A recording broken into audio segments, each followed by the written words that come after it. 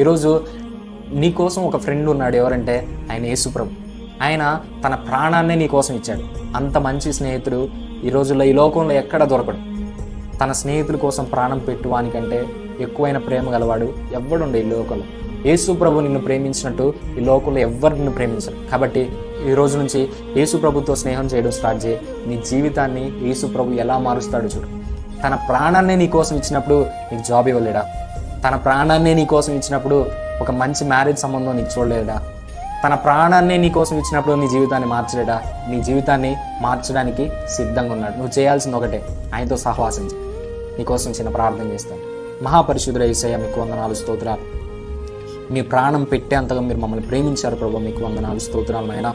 అయ్యా, ఈ రోజుల్లో మేము ఏ కష్టాల్లో ఏ బాధల్లో ఉన్నా ప్రభు నీతో స్నేహం చేస్తే చాలు అయ్యా ప్రభు, మా జీవితం మారిపోతుంది ప్రభు, మీకు వందనాలు, స్తోత్రాలు.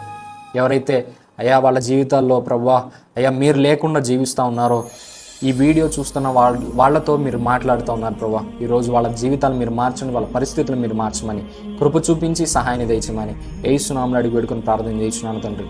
ఆమేన్.